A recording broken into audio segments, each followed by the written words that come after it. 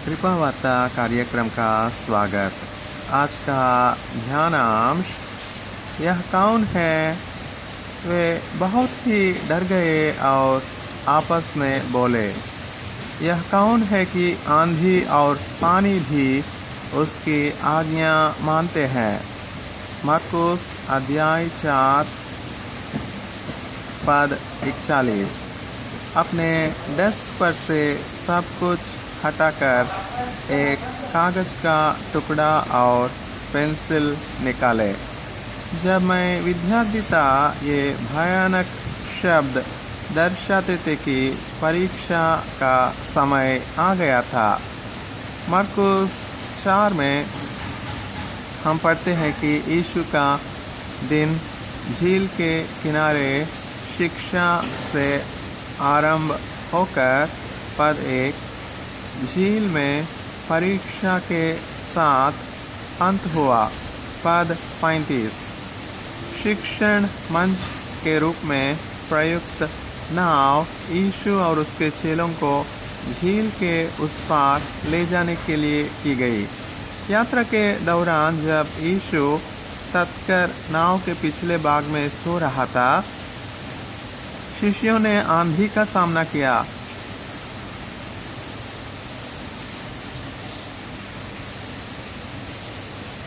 भीगे हुए शिष्यों ने इन शब्दों से यीशु को जगाया, हे गुरु, क्या तुझे चिंता नहीं कि हम नष्ट हुए जाते हैं।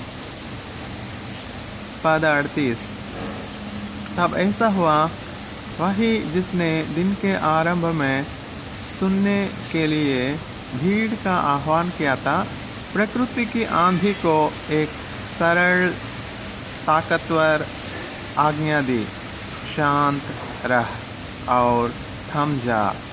पद 39 आंधी ने आज्ञा मान ली और भयभीत शिष्यों ने अपने आश्चर्य को इन शब्दों में व्यक्त किया, यह कौन है। पद 41 प्रश्न अच्छा था, किंतु शिष्यों को ईमानदारी से और सही रूप में इस नतीजे पर पहुंचने में समय लगने वाला था कि यीशु परमेश्वर का पुत्र है। खरा, ईमानदार, सच्चा प्रश्न और अनुभव आज भी लोगों को उसी निर्णय तक पहुंचाते हैं। वह सुनने के लिए शिक्षक से बढ़कर है। वह उपासना के योग्य परमेश्वर है। हे गुरु, जहाँ कहीं तू जाएगा मैं तेरे पीछे हो लूँगा। मत्ती अध्याय 8 पद 19। लेखक ऑर्थर जैक्सन। यह सुसमाचार हमारी प्रतिदिन की रोटी से लिया गया है, 1 नवंबर 2017। धन्यवाद।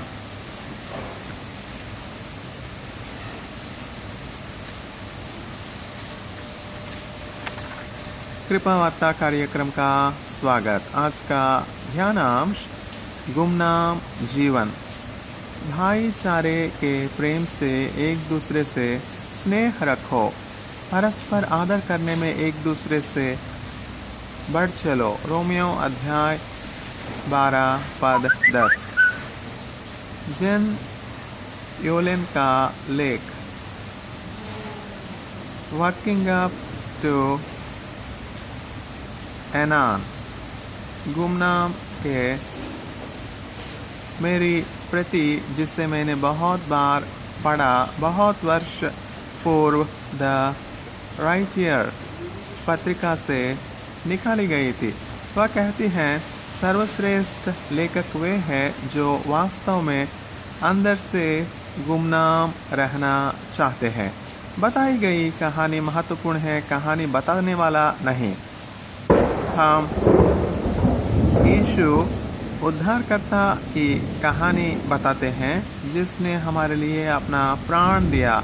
दूसरे विश्वासियों के साथ हम उसके लिए जीवन बिताते हैं और दूसरों के साथ उसका प्रेम बांटते हैं।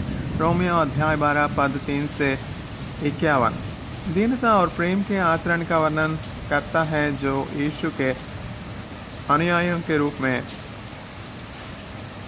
हमारे परस्पर संबंधों में फैला होना चाहिए। जैसा समझना चाहिए, उससे बढ़कर कोई भी अपने आप को न समझे। पर जैसा परमेश्वर ने हर जगह हर एक को विश्वास परिमाण के अनुसार बांट दिया है, भाईचारे के प्रेम से एक दूसरे से स्नेह रखो, परस्पर आदर करने में एक दूसरे से बढ़ चलो। पद 3 पद 10। हमारी पिछली उपलब्धियों में घमंड करना दूसरों के वरदान के प्रति हमें अंधा कर सकता है। अभिमान हमारे भविष्य को गंदा कर सकता है।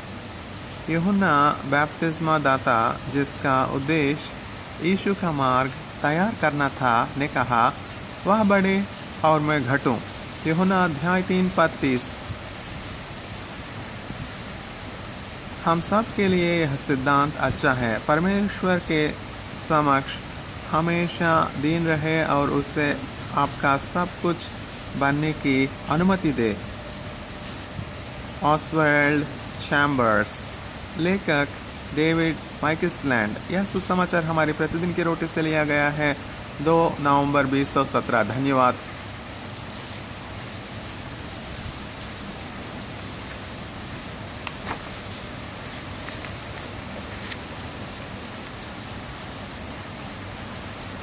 कृपा वार्ता कार्यक्रम का स्वागत। आज का ध्यानांश, सामर्थी शिशु।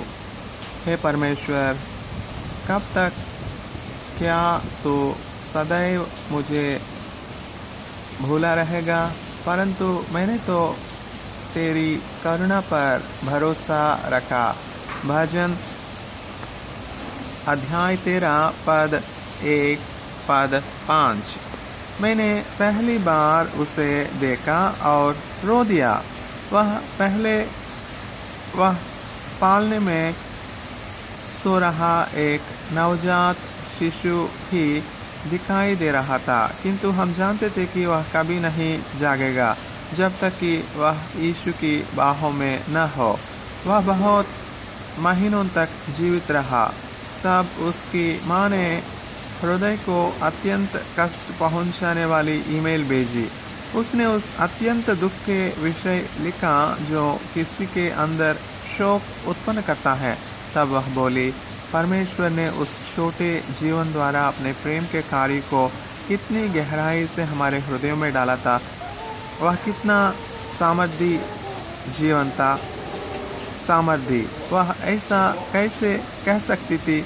उस परिवार के इस छोटे प्रिय बच्चे ने उनको और हमको दर्शा दिया था कि हमें सब कुछ के लिए परमेश्वर पर निर्भर रहना है, विशेषकर जब स्थिति अत्यंत ही खराब हो।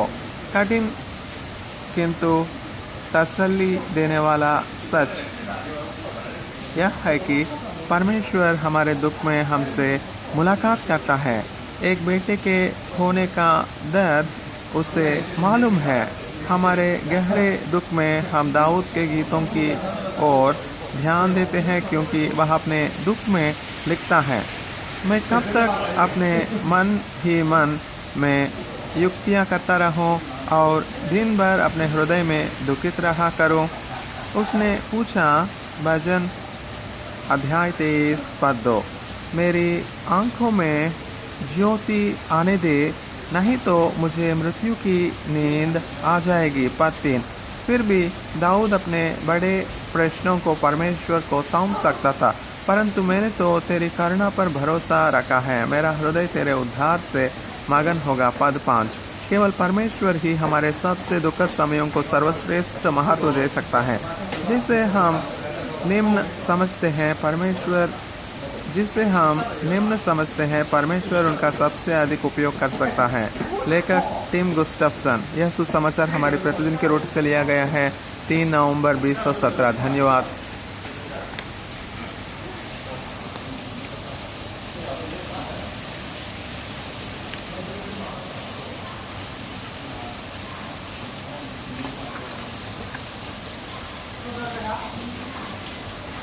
कृपा वार्ता कार्यक्रम का स्वागत। आज का ध्यानांश, वह जानी मानी मुस्कुराहट। धर्मियों को आशा रखने में आनंद मिलता है। नीति वचन 10 पद 28। हम दोनों पति पत्नी को पेरिस में लवरे अजायब घर देखने का अवसर मिला। मैंने अपनी 11 वर्षीय पुत्री एडी को फ़ोन कर उससे डा विंची की प्रसिद्ध चित्रकारी मोनालिसा की बात बताई। एडी ने पूछा, क्या वह मुस्कुरा रही है? क्या इस चित्र के विषय यह बड़ा प्रश्न नहीं है? लियोनार्डो डा विंची के द्वारा बनाए गए इस चित्र के 400 वर्षों बाद भी हम नहीं जानते कि यह स्त्री मुस्कुरा रही थी या नहीं। इस चित्र की खूबसूरती द्वारा मंत्रमुग्ध होने के बाद भी हम मोनालिसा के आचरण को नहीं जानते हैं। मुस्कुराहट उस चित्रकारी की जिज्ञासा का हिस्सा है, किंतु फिर भी यह कितना महत्वपूर्ण है। क्या मुस्कुराहट कुछ है जिसके विषय बाइबल बताती है? वास्तव में यह शब्द वचन में 5 बार से कम आया है और ऐसा कुछ नहीं जिसे हमसे करने को कहा गया है। हालांकि बाइबल हमसे मुस्कुराने वाला आचरण रखने को कहती है, अर्थात आनंद। हम लगभग 250 बार आनंद के विषय पढ़ते हैं। मेरा हृदय प्रफुल्लित है, दावीद प्रभु के विषय विचार करते हुए कहता है। भजन 28 पद 7। हमें यहोवा के कारण जय जयकार करना है। भजन अध्याय 33 पद 1। परमेश्वर के नियम मेरे हृदय के हर्ष का कारण है। भजन 119 पद 111। और हम आनंदित हैं क्योंकि यहोवा ने हमारे साथ बड़े बड़े काम किया है। भजन 126 पद 3। स्पष्ट रूप से परमेश्वर हमारे लिए सब कुछ करके आनंद देता है, जो हमारे चेहरे पर मुस्कुराहट लाती है। हृदय में आशा चेहरे पर मुस्कुराहट लाती है। लेखक डेव ब्रेनन। यह सुसमाचार हमारी प्रतिदिन की रोटी से लिया गया है, 4 नवंबर 2017। धन्यवाद।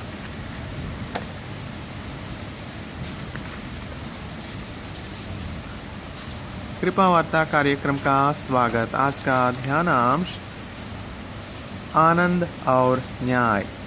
तो देश देश के लोगों का न्याय धर्म से करेगा। तो देश देश के लोगों का न्याय धर्म से करेगा और पृथ्वी के राज्य राज्य के लोगों की अगुवाई करेगा। भजन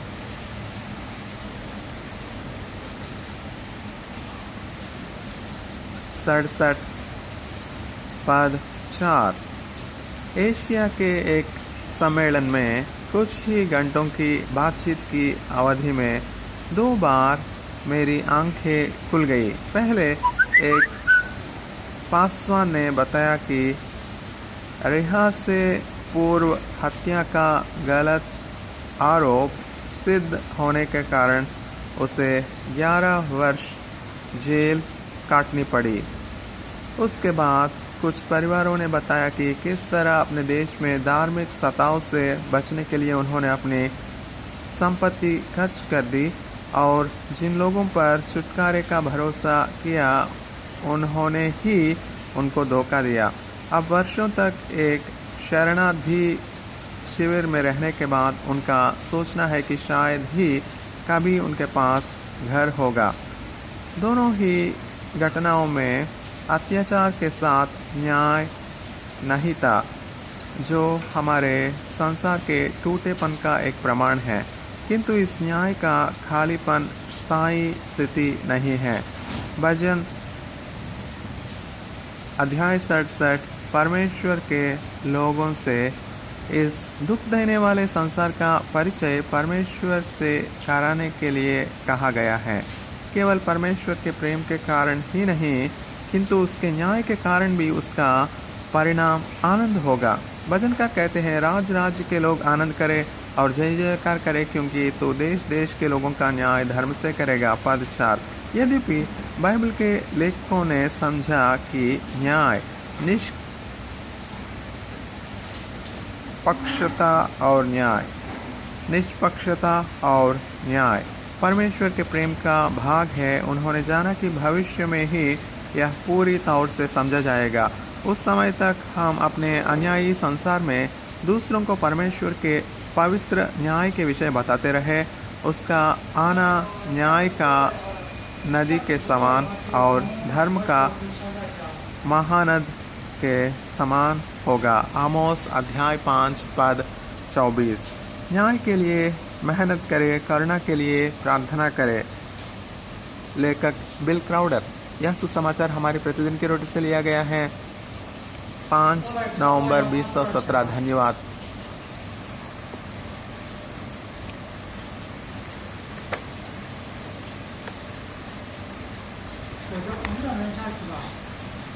कृपा वार्ता कार्यक्रम का स्वागत। आज का ध्यानांश हमारी प्रार्थना, परमेश्वर का समय।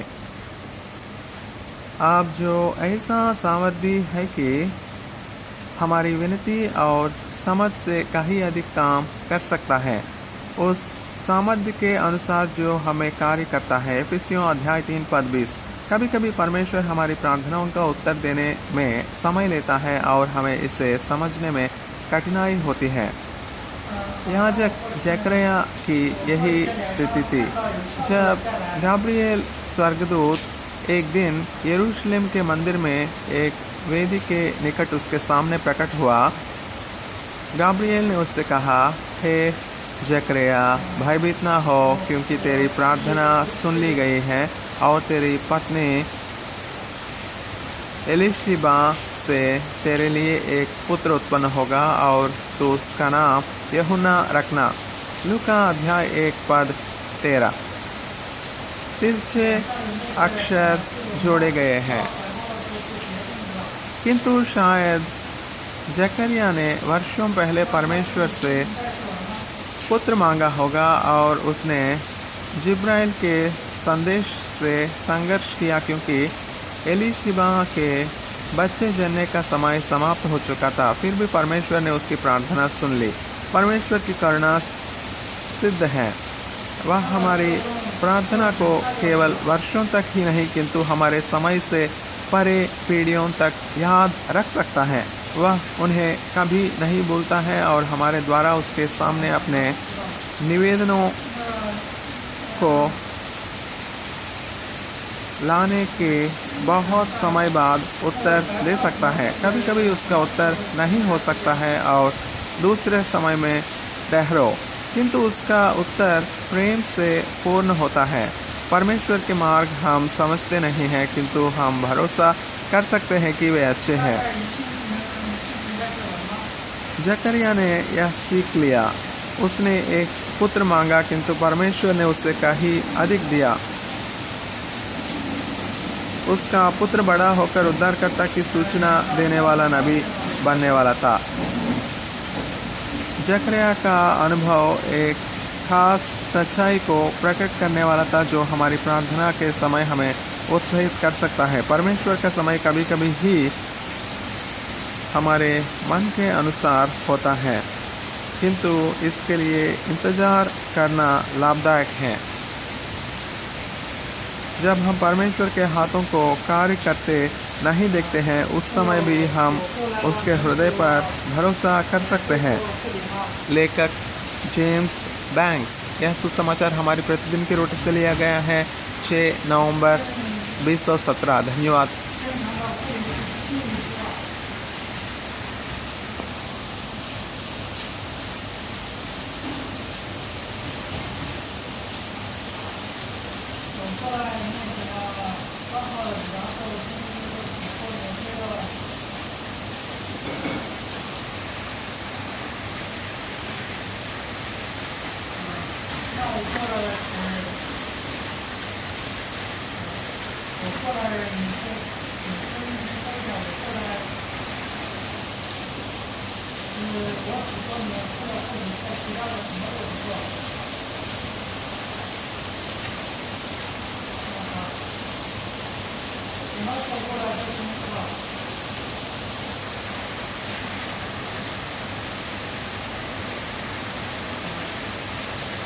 कृपा वार्ता कार्यक्रम का स्वागत। आज का ध्यानांश दूसरे अवसर।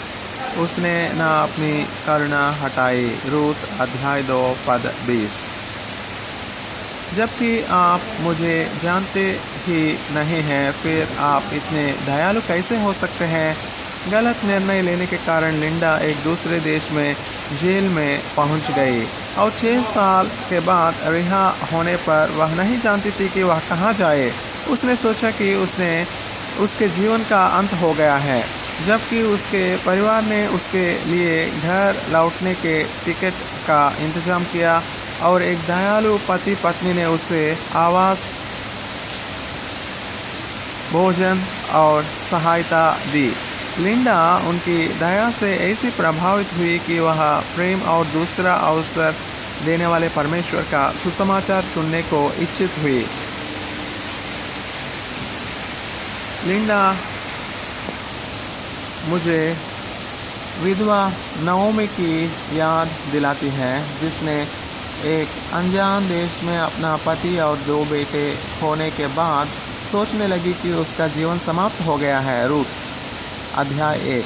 हालांकि प्रभु नओमी को नहीं भूला था और उसकी बहू के प्यार और बोआज नाम के एक धर्मी मनुष्य की दया द्वारा नओमी ने परमेश्वर के प्रेम को देखा और उससे एक दूसरा अवसर मिला। अध्याय 4 पद 13 से 17 तक।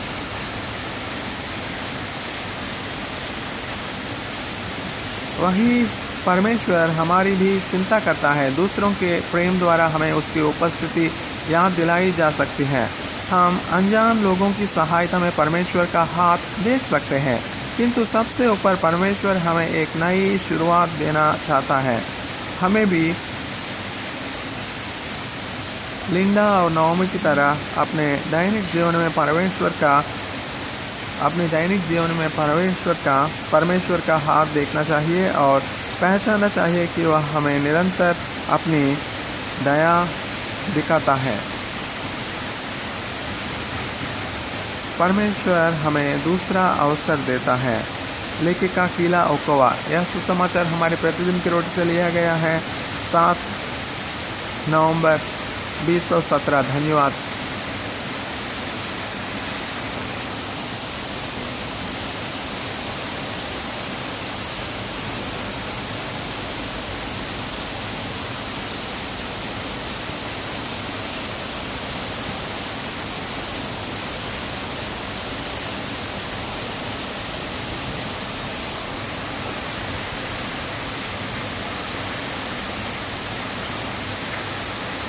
कृपा वार्ता कार्यक्रम का स्वागत। आज का ध्यानांश बोलने से पहले विचार करें। हे यहोवा, मेरे मुख पर पहरा बैठा, मेरे होठों के द्वार की रखवाली कर। हे यहोवा, मेरे मुख पर पहरा बैठा, मेरे होठों के द्वार की रखवाली कर। भजन 141 पद 3।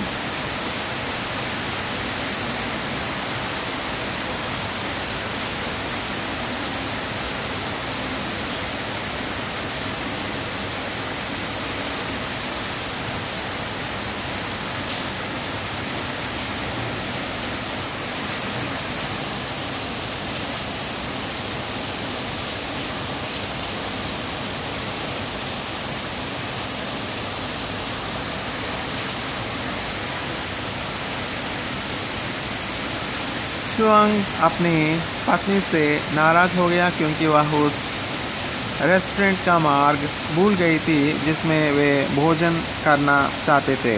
घर लौटने के लिए हवाई जहाज़ पकड़ने से पूर्व वे परिवार के रूप में अपनी छुट्टियों का समापन जापान में एक शानदार भोजन पार्टी के साथ करना चाहते थे।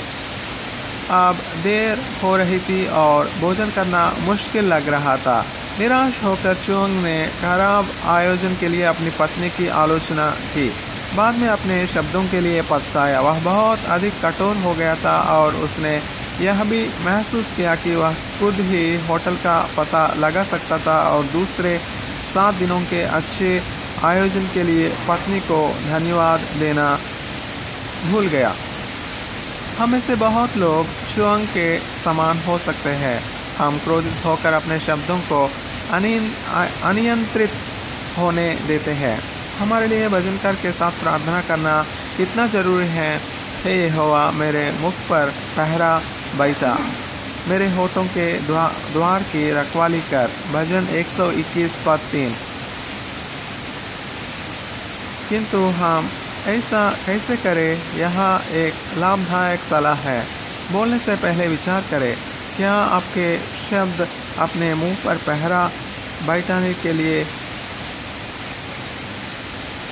हमें क्रोध आने पर अपना मुंह बंद रखना होगा और कि हमें सही सुर में सही शब्द बोलने के लिए प्रभु से सहायता मांगनी होगी अथवा शायद चुप रहना होगा। अपनी बोली नियंत्रित रखना जीवन भर का कार्य है। धन्यवाद हो, परमेश्वर हमें कार्य कर रहा है ताकि हम उसकी आज्ञा माने और उसकी इच्छा पर चल सके। फिलिपियों अध्याय 2 पद 13। मन भावने वचन मधु भरे छत्ते के समान प्राणों को मीठे लगते हैं और हड्डियों को हरी भरी करते हैं। नीति वचन अध्याय 16 पद 23। नीति वचन अध्याय 16 पद 24। लेखिका पोपैंग चिया। यह सुसमाचार हमारी प्रतिदिन की रोटी से लिया गया है 8 नवंबर 2017। धन्यवाद।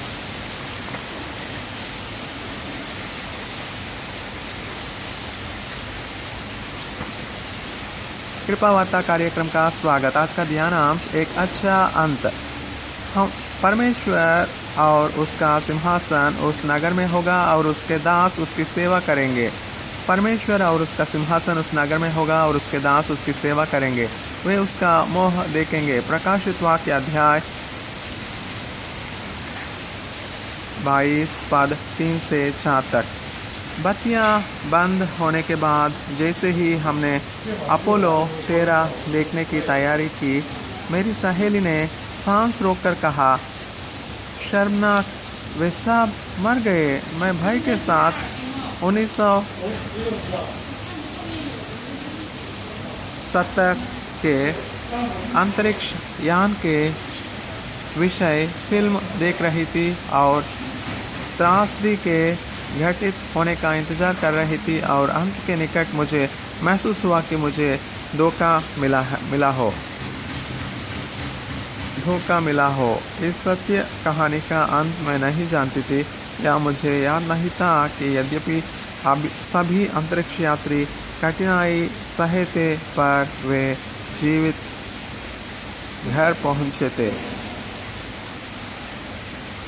मसीह में हम कहानी का अंत जान सकते हैं कि हम भी जीवित घर पहुँचेंगे। इससे मेरा मतलब है कि हम नया आकाश और नई पृथ्वी बनाएगा जैसे कि वह सब कुछ नया कर देता है। अध्याय 21 पद 1 पद 5। इस नए नगर में प्रभु परमेश्वर अपने लोगों को बिना डर और बिना अंधकार के अपने साथ रहने के लिए आमंत्रित करेगा। हम कहानी का अंत जानकर आशा से भर जाते हैं। इससे क्या अंतर होता है? यह अति दुख के समय को बदल सकता है, जैसे जब लोग अपने प्रिय को खो देते हैं अथवा स्वयं की मृत्यु। यद्यपि हम मृत्यु के विचार से घबराते हैं, फिर भी आनंद की प्रतिज्ञा के आनंद को गले लगा सकते हैं। हम उस नगर का इंतजार कर रहे हैं जहाँ श्राप न होगा, जहाँ हम सर्वदा परमेश्वर के उजियाले में निवास करेंगे। पद अध्याय 22 पद 5। परमेश्वर अपने लोगों के लिए कहानी के अच्छे अंत की प्रतिज्ञा करता है। एमी बाउचर पाए यह सुसमाचार हमारी प्रतिदिन की रोटी से लिया गया है 9 नवंबर 2017। धन्यवाद।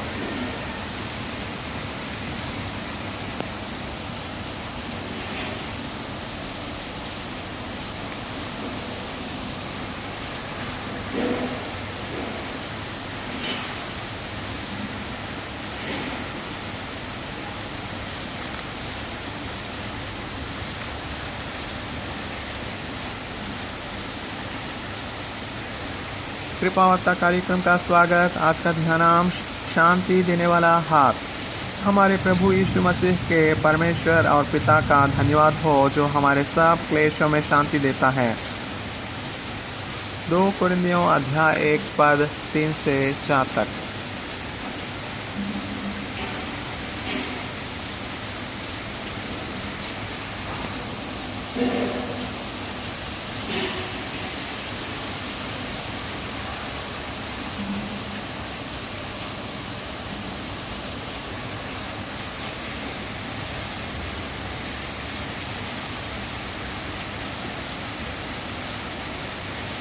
कृपा वार्ता कार्यक्रम का स्वागत। आज का ध्यानांश शांति देने वाला हाथ।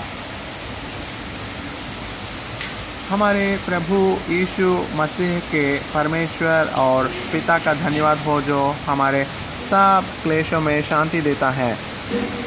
2 कुरिन्थियों अध्याय 1 पद 3 से 4। नर्स की टिप्पणी में लिखा था, मरीज झगड़ालू स्वभाव का है। उसके बाद उसने यह पहचाना कि जटिल ओपन हार्ट शल्य चिकित्सा के बाद होश में आने पर मुझे एलर्जी हो रही थी।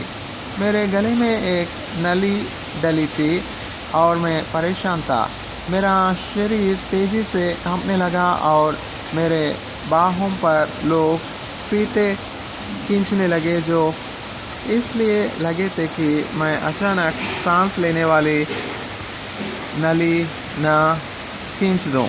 यह डराने वाली और दुख देने वाली घटना थी। एक समय नर्स की एक सहायिका ने मेरे बिस्तर की दाहिनी ओर झुककर मेरा हाथ पकड़ लिया। यह अचानक हुआ और वह कोमल स्पर्श था। मुझे शांति मिली जिससे मेरा शरीर का बुरी तरह कांपना कम हुआ। दूसरे मरीजों के साथ अनुभव से नर्स की सहायिका जानती थी कि शांति देने वाले हाथ मेरे मदद कर सकते थे। यह परमेश्वर का एक दिखाई देने वाला उदाहरण है कि कैसे वह अपने बच्चों को अपने दुख में शांति देता है। शांति किसी देखभाल करने वाले के हाथ में एक ताकतवर और याद रखने योग्य हथियार है। और पौलुस हमसे 2 कुरिन्थियों अध्याय 1 पद 3 से 4 में कहता है कि यह परमेश्वर के हथियार के बक्से का महत्वपूर्ण भाग है। किंतु परमेश्वर शांति के प्रभाव को हमारे द्वारा बताया भी है जब वह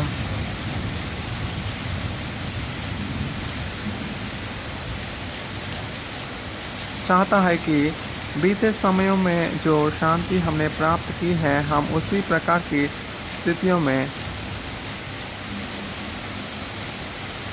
पड़े हुए दूसरे लोगों को शांति देने के लिए पद 4 से 7